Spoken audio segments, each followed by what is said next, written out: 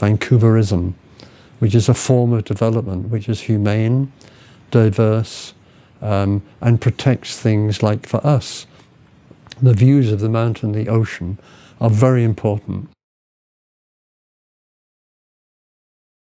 Urban design is like a detailed look at planning, where you actually try to sculpt the buildings around what you might say are human values. And those human values range to things like privacy, enjoying the view, having sunlight, sharing space. Particularly the term that we coined at the time was neighborliness. The fact that nature has always been a key part of our identity, it probably is an effect here. And it's West Coast City and environment, the mountains, the beauty clearly plays into this. And we have a cathedral, which we call the Lions, which is a mountain range 5,000 feet up, which has a presence.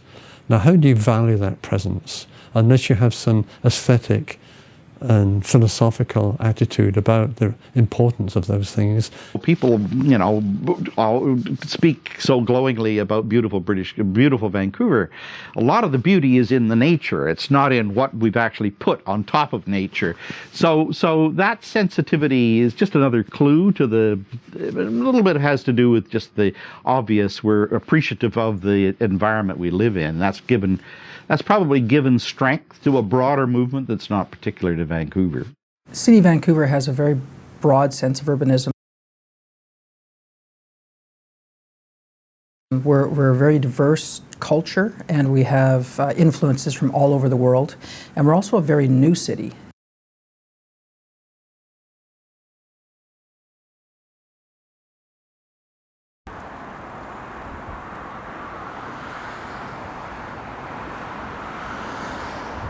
The 50s is the decade of big road building, the building of the bridges. The Granville Street Bridge is built in the mid 50s. The city is doing here like other cities. It's suburbanizing, spreading out, and it's decentering away from the core of the city. The city was being apparently overtaken by politicians making decisions with developers without much regard to the citizenry. The new city, the post-industrial city, is beginning to find expression in the 60s. A whole series of things are happening with regards to cities here and elsewhere. Particularly the impact of the university, the expansion of geography, planning. Walter Hardwick is a symbol, for example, who from the mid-60s, 64 through, he becomes a member of the council. He's a key player in the reform politics of the late 60s, early 70s. A strong left tradition, though that comes out of the British working class. The British working class, I mean, it's like the European working class too. I mean, they're trained, they're skilled. The core of this is really the kind of the skilled working class, who have very strongly defined senses of respectability, for example, and commitment to community. One of the things that's different here is the timing. The city's smaller than other places, so you compare with Seattle, it's smaller. And also our federal government played a very different role than the federal government in the United States. We were fortunate too because the federal government supported this process at that time, and the provincial government supported that process. The developers came around significantly. So Vancouver was able to achieve in that short period of time a compatibility between the developers and the regulators and the citizens. But what happened eventually, over a period of years, then this would happen, and therefore there'd be reactions begin to develop. So there would be periods, like I remember 8 years after I arrived, I had to work very hard to prevent the development community from disassembling the development permit review process.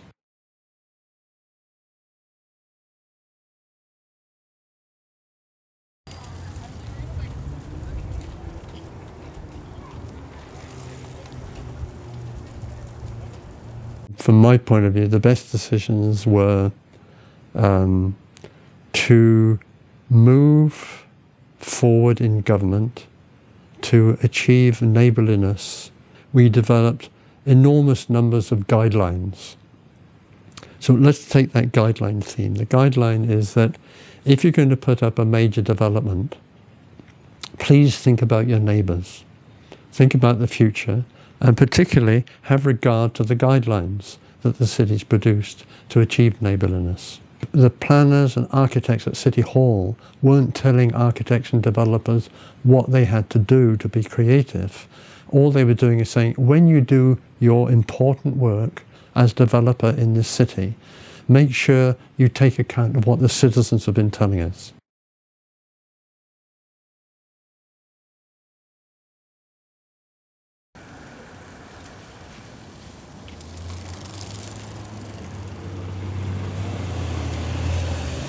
Planning in the past has gone wrong when it's gone into one system.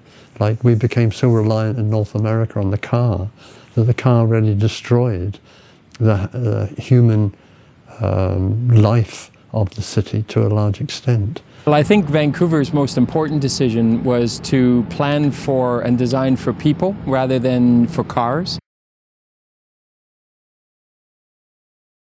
Vancouver, Metro Vancouver, our region, has been at least a North American leader, and in many ways a international leader around getting out in front of public transit, building it early, and then building density and mixed use around it. Well, a combination of political courage to make these changes, even though people get upset and they make a big fuss and the media gets involved.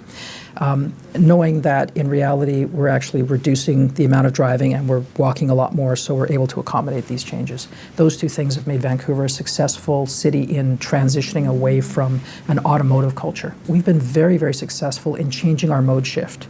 So right now, 50% of all trips within Vancouver are made by walking, biking, or by transit. And that's really significant for a North American city.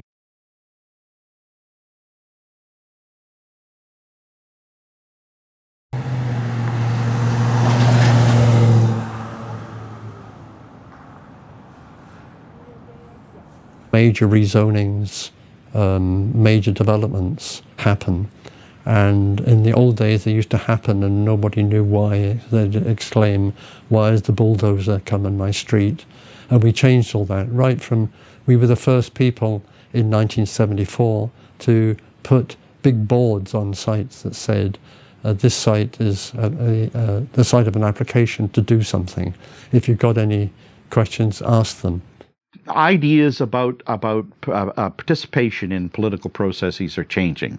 Again, that's not unique to here, but it certainly becomes current in the thinking that the previous form of political of administrative management in the city was very much controlled by business through the nonpartisan. It's called the Nonpartisan Association, which was development oriented and pretty insensitive to inputs from people and from public opinion. Those ideas that's being challenged, and that's a big, broad movement. Decentralized decision making. So we set up several local area planning offices.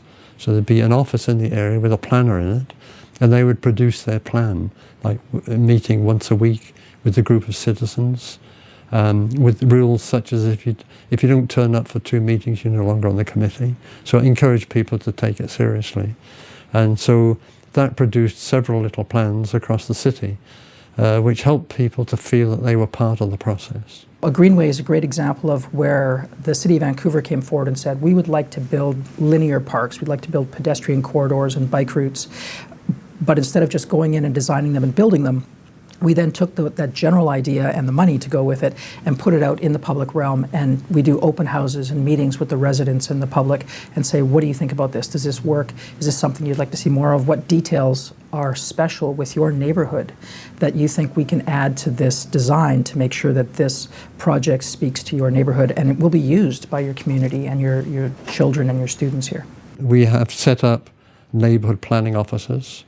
We have set up processes which enable the public to have a say in change that's going on. I think if you can get the majority of people to understand, even if they don't agree, then you have a successful communications plan. But there will always be people who either don't understand and we didn't do a good job communicating with them, or they choose not to understand. There's a big difference between someone who's looking for information so they can learn and someone who just has an opinion. And a lot of times you can't change the opinion, and you have to recognize that and say, we have to agree to disagree, and you move on. So there's absolutely members of the public or academia or businesses that don't agree with our decisions, and that's okay. You can't please everybody all of the time.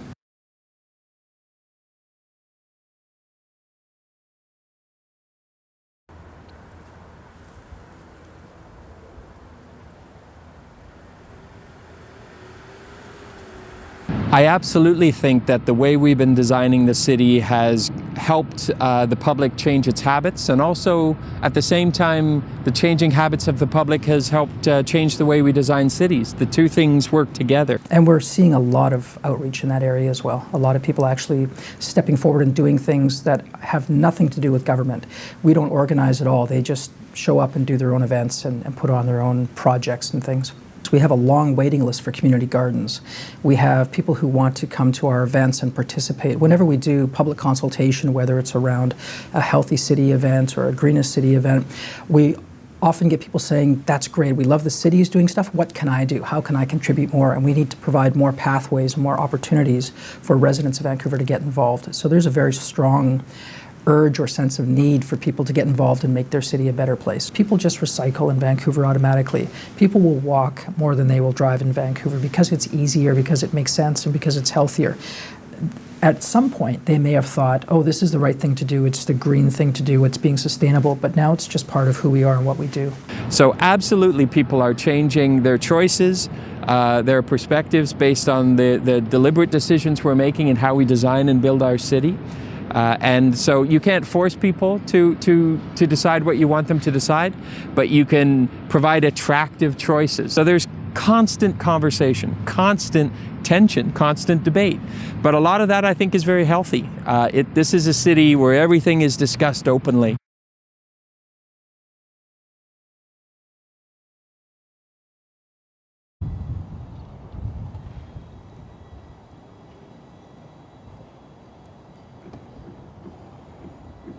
It takes at least 10 years for you to realize whether the planning that was done is actually being effective. So the planning we did in the 70s and the 80s, I think, has produced this city the way it is.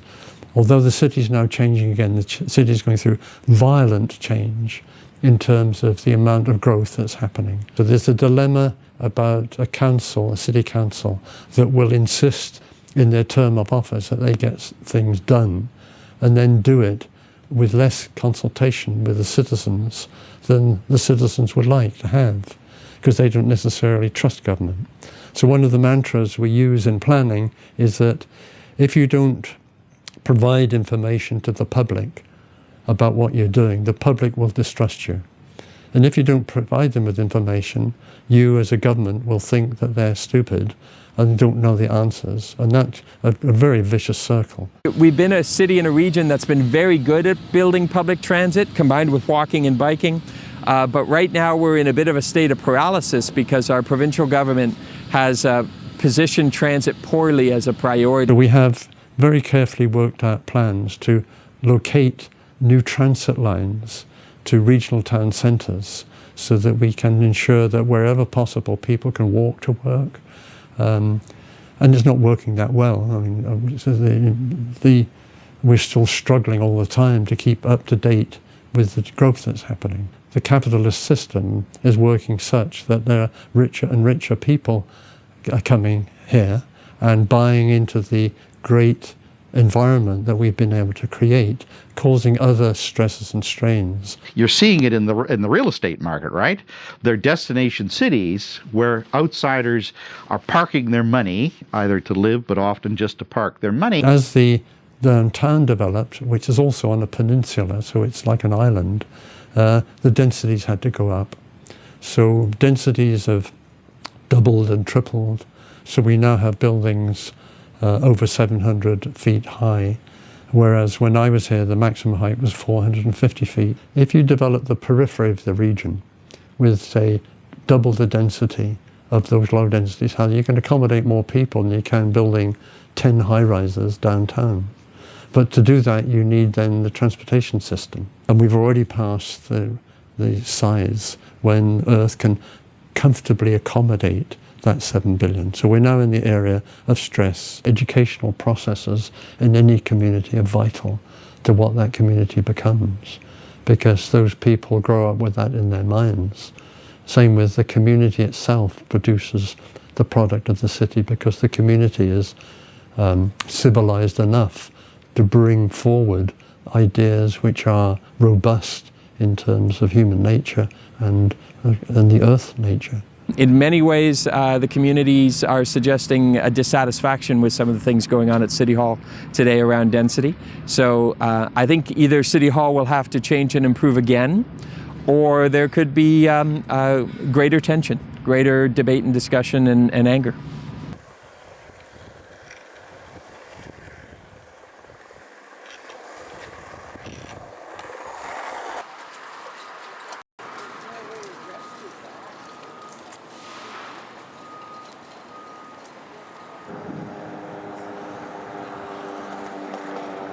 The history of cities is intriguing.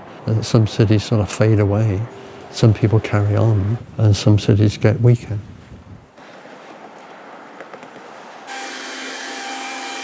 And there's a lot to do with that very complex business of understanding the community sufficiently to keep it well and happy.